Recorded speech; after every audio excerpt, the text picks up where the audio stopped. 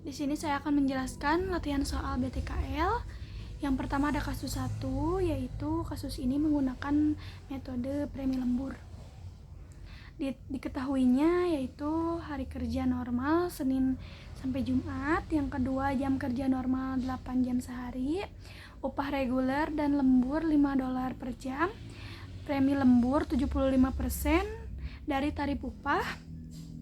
PPh karyawan 15%. Ditanya berapa upah bersih yang diterima dalam seminggu. Jawabannya yaitu yang pertama ada jam kerja selama seminggu adalah 5 hari dikali 8 jam. Kenapa dikali 8? Karena satu harinya adalah 8 jam dikali 5 hari dalam seminggu. Jadi dalam seminggunya itu jam kerjanya 40 jam. Upah reguler seminggu seluruh jumlah jam kerja dalam seminggu dikali dengan $5 karena satu jamnya itu $5. Jadi upah regulernya seminggunya adalah $200. Yang satu ada Amin, dimana Amin ini hanya 45 jam. Jadi upah lemburnya yaitu 5 jam. Tadi kan sebelumnya jam kerja normalnya tuh seminggu 40 jam. Nah, Amin ini 45, berarti kalau 45 jam berarti 5 jamnya dia lembur. Sehingga 5 dikali $5 menjadi $25. Terus premi lemburnya 75% dikali $25 jadi $18,75.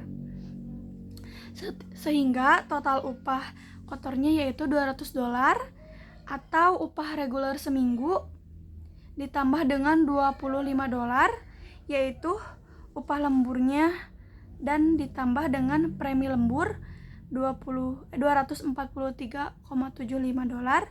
Nah, hasil ini dikalikan 15% sebagai potongan PPh.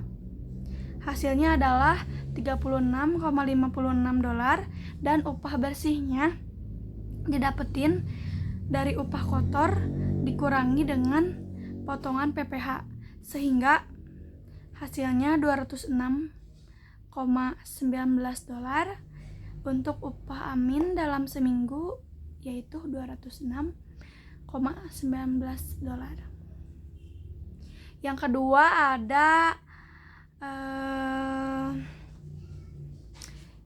ada Aja. Dia 48 jam dimana dia lembur selama 8 jam. Jadi upah lemburnya 8 dikali $5 sama dengan $40. Premi lemburnya adalah $40 dikali 75% sama dengan $30. Dimana dia dapat upah kotornya adalah $200.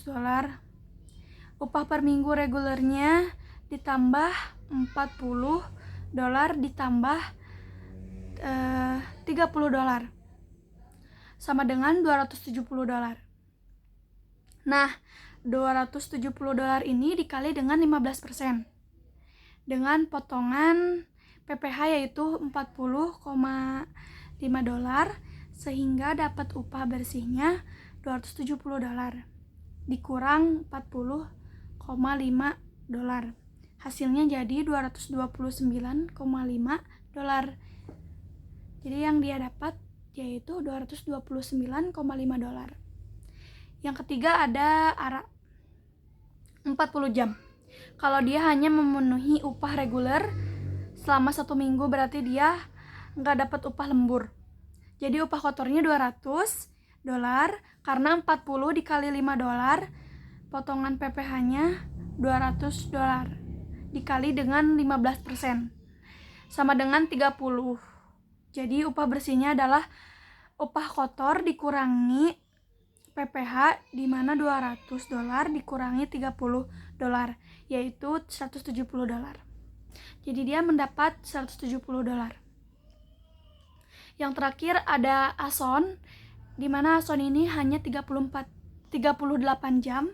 Kalau dia tidak memenuhi untuk lembur, Malahan dia kurang dari seharusnya. Karena seharusnya 40 jam, tapi dia malah 38 jam. Jadi upah regulernya adalah 30 jam dikali $5 sama dengan $190. Potongan PPh-nya yaitu $190 dikali 15% sama dengan $28,5, sehingga upah bersihnya yang didapat adalah $190 dikurangi $28,5, sehingga $161,5 itu gaji Ahson selama 1 minggu. Jadi Ahson ini selama 1 minggu itu mendapat upah $191,5. Yang kedua ada kasus 2. Kasus ini menggunakan metode insentif satuan dengan jam minimum.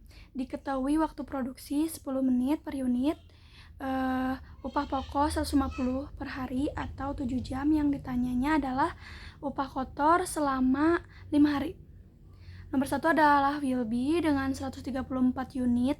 Total waktunya 134 dikali 10. Kenapa 10? Karena kan 10 menit 1 unit. Jadi kalau 304 unit berarti tinggal dikali 10. Jadinya 1340 menit diubah ke jam menjadi 22,33 jam, sehingga kita bisa menghitung upah kotornya. Upah kotornya didapat dari lamanya pekerjaan dikali dengan upah pokok. Nah, jadi 22,33 dikali 150 per 7 jam sama dengan 478,5 rupiah. Itu yang didapat Wilby selama 5 hari. Yang kedua ada Elvin, yaitu 130 unit. Total waktunya berarti kita tinggal kali per unit dengan 10 menit, yaitu hasilnya 1390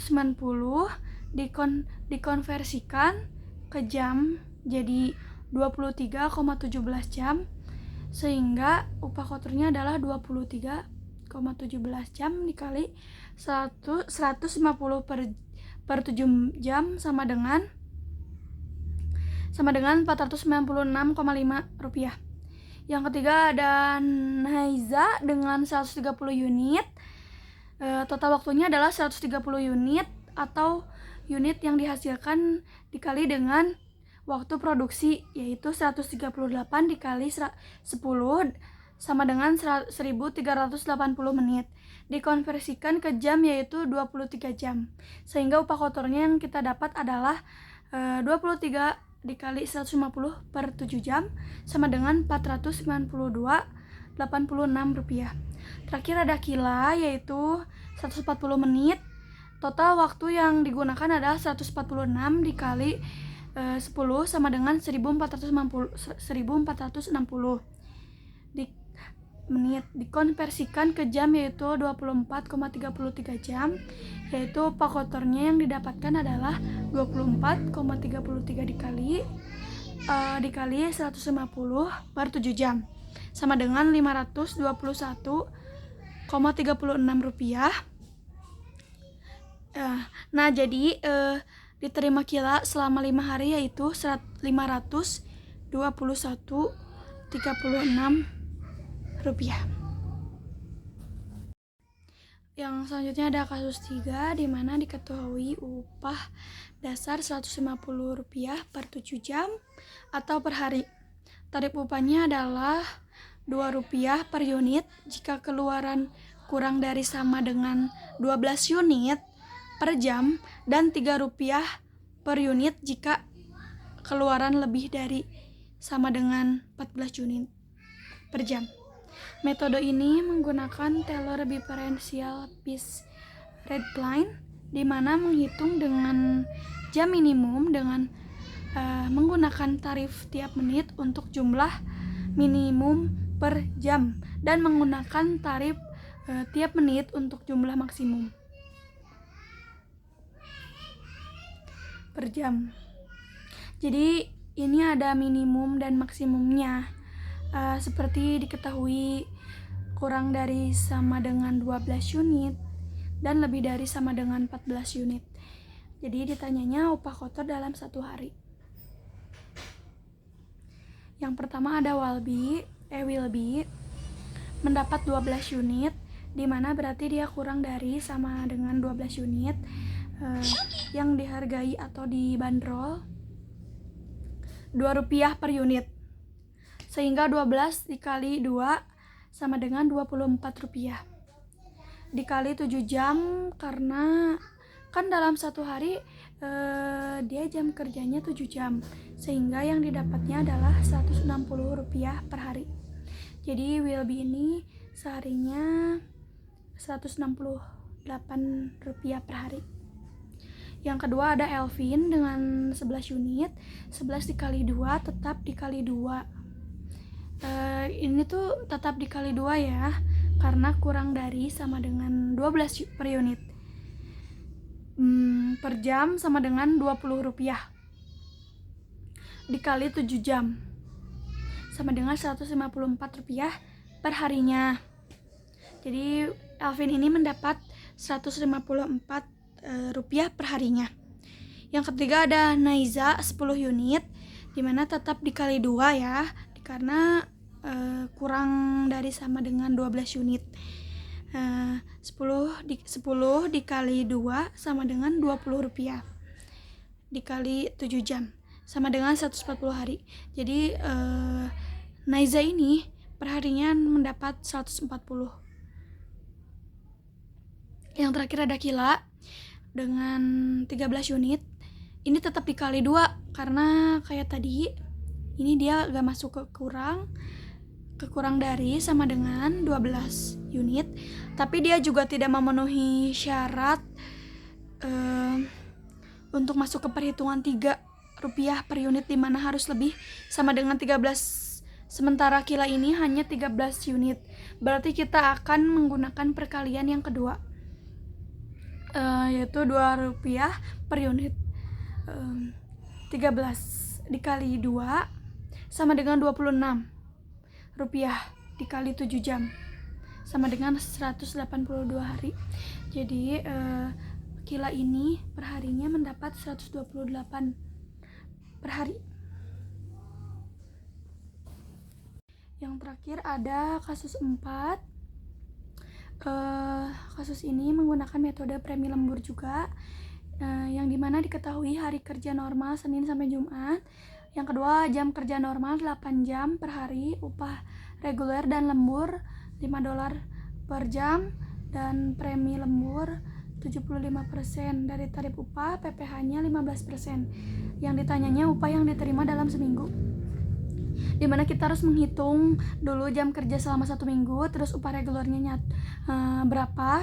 Nah, jam kerja seminggu itu adalah kan per harinya tuh 8, kerja dari Senin sampai Jumat 5 hari, berarti 88 dikali 5 sama dengan 40 jam dalam seminggu mereka bekerja. Yang pertama ada Rina 46 jam, kan tadi selama seminggu tuh 40 jam normalnya ya. Nah, ia mendapat 6 jam. 6 jam dikali $5 sama dengan $30, dikali dengan premi lembur 75% sama dengan $22,5. Upah kotor yang didapatnya, upah reguler seminggu ditambah dengan upah lembur, ditambah dikali upah lembur, hasilnya $252,5, dikali dengan 15% sama dengan $37,88, sehingga upah bersih yang didapatnya tuh adalah upah kotor dikurangi dengan PPh. Jadi 252,5 dikurangi $37,80, hasilnya $214,60. Yang kedua, Reni 47 jam, berarti dia lembur 7 jam, sehingga 7 jam dikali $5 sama dengan $35, dikali dengan premi lembur 75% sama dengan $26,25, hingga upah kotor yang didapat adalah $261,25.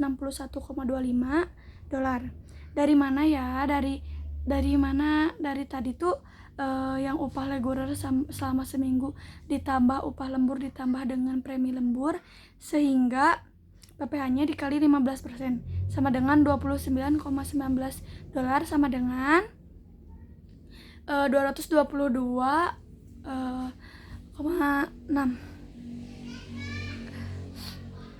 Yang ketiga ada Rini ini 40 jam, berarti dia tidak masuk ke lembur karena dia hanya memenuhi jam kerja normal 40 jam, sehingga upah regulernya adalah 40 dikali $5 sama dengan $200. Nah, dari situ kita bisa menghitung PPh-nya, yaitu $30. $200 ini tuh dikali 15% sama dengan $30, sehingga upah bersihnya $200 dikurang $30, yaitu $170. Jadi yang Rini dapat tuh $170. Yang terakhir ada Roni. Dia tidak memenuhi jam kerja selama seminggu karena dia hanya 39 jam, sehingga dihitung adalah 39 jam dikali 5 sama dengan $195. Ini dikali dengan 15%, hasilnya adalah $29,25, sehingga upah bersih yang didapat adalah $190 dikurang $29,25, yaitu $165,75. Jadi yang didapat Roni adalah $165,75.